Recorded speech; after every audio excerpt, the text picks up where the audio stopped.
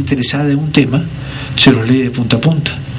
Y estoy seguro que si el Comercio tiene hoy día un titular que habla sobre problemas graves en la Cancillería, todos ustedes antes de las 9:10 de la mañana ya lo leyeron, pero al resto de gente ni lo van a leer. Entonces el texto lo leen quienes lo leen son los interesados, y los interesados son aquellos a quienes queremos llegar realmente, no los que están pajareando por la página. Pero como le dan atención, no le dan mucha atención, entonces los textos se escriben al revés. Se escriben como los periódicos, se escriben al revés. No se parte de los antecedentes para llegar a las conclusiones, se parte de las conclusiones para llegar a los antecedentes. Es el viejo cuento de los periodistas, que comienzan escribiendo con las preguntas básicas: ¿qué, quién, cómo, cuándo, dónde, por qué? Si eso está resuelto al comienzo, lo demás es una explicación. Quien le interese la seguirá.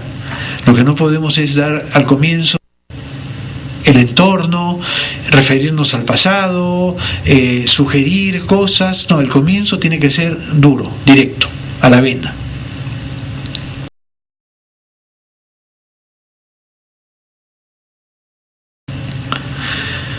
Es la pirámide invertida, lo hacen los periodistas, hacen su resumen, playan, y saben que si alguien para ahí y ahí queda, ya se enteró y ya ganamos. Si avanza, ya conoce cuál es la organización del mensaje y le va a ser más fácil. Si se encuentra dentro del texto que lee las mismas palabras que encontró en el encabezado que estaba una página atrás, no va a decir: ¡ay, qué barbaridad! Esta gente repite lo que dice, no saben escribir. No se va a dar cuenta de que el texto es idéntico. Lo que va a pensar es que ya sabía eso y probablemente que está de acuerdo, lo cual es punto a favor.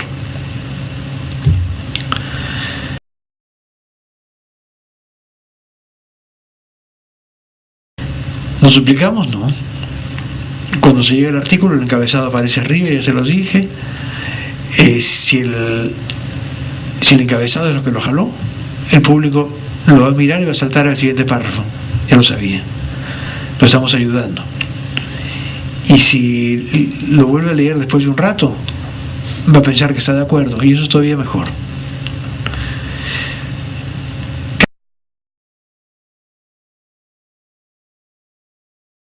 Casi por último, ¿qué lenguaje queremos usar? Es difícil salir del lenguaje burocrático, administrativo, diplomático, serio, formal, etcétera. Es difícil, no es imposible. No digo que no haya que ser formal, hay que ser formal. Esta no es una página que le pueda hablar de tú a los lectores. Esta es una página de usted. Son la Cancillería, tienen que hablar con formalidad. Me he dado cuenta que soy la única persona que anda de jean, porque yo soy informal. Ustedes andan de corbata. La corbata tiene que estar en los textos también. Pero eso no quiere decir que sean verbosos, no quiere decir que hablen de más, y no quiere decir que sean oscuros. Estas son las cosas principales. Hay que ser un poco verboso, hay que ser claro y hay que ser transparente. Este ejemplo que pongo abajo es de Juan de Mairena, un personaje inventado por Antonio Machado, que es el poeta español. Juan de Mairena es un profesor de redacción, digamos, que les pregunta a los alumnos: ¿cómo pueden escribir mejor los eventos consuetudinarios que acontecen en la Rúa? Y los alumnos se desesperan porque no saben cómo hacer. Es fácil, lo que pasa en la calle. Esa es la diferencia entre el lenguaje pomposo y el lenguaje natural, y nadie va a decir que lo que pasa en la calle es vulgar o es pobre o es feo, ¿no? Es la manera normal, civilizada de hablar. Hay mucha confusión, yo esas cosas las respondo a veces en mi otra vida de respondedor de preguntas de la Academia de la Lengua. Hay mucha confusión entre normas. La gente dice que la norma culta es distinta que la norma popular. Ciertamente sí, cuando uno está hablando en popular puede hablar con una cierta jerga, con los amigos, etcétera, y la norma culta es un poco más estándar, pero la norma culta no es la norma torpe, ni la norma ultra seria, ni la norma incomprensible. Es simplemente una norma que utiliza palabras que todo el mundo puede entender, que usa la palabra correcta para expresar lo que tiene que expresar y que está hecha con un cierto buen estilo, punto.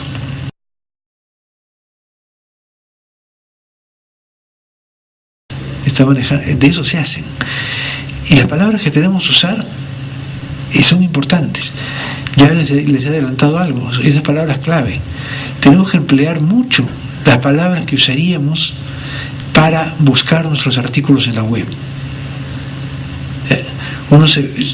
Quizá un buen ejercicio cuando uno se enfrenta con una página, decir, si yo quisiera buscar esa página en Google, ¿qué pondría? Y de repente hacer el ejercicio para ver qué le da a uno. Si yo quisiera buscar esta página, ¿qué pondría? Y si no tiene alguien al lado, el novio, novia, esposa, hijo, lo que sea, mira, yo estoy escribiendo un artículo sobre tal cosa, ¿y tú qué pondrías para buscar en Google? Uno tiene que imaginarse eso. No es que vaya a acertar, pero es un buen camino, ¿no? No temamos a repetir palabras, ¿no? Una de las cosas peor entendidas es esto de evitar las repeticiones. Nos enseñan al colegio que hay que eludirlas todo lo que podamos. Lean a los buenos escritores. Estoy leyendo, por recomendación del señor Lucho Loaiza, que es el mejor prosista del Perú de lejos. Está lleno, plagado de repeticiones. Repite y repite, repite y repite. Es un recurso de estilo, es un recurso válido de estilo. Solamente esos, ¿cómo diría yo? Nazis de la palabra que andan por ahí, andan buscando con su lupita, a ver, ha repetido la misma palabra en 2 párrafos seguidos, está mal. No es así, el lenguaje está hecho de repeticiones. No le tengan miedo, no es que tengamos que ser descuidados, perdón, si repetimos, que sean nuestras palabras clave, pero no les tengamos miedo.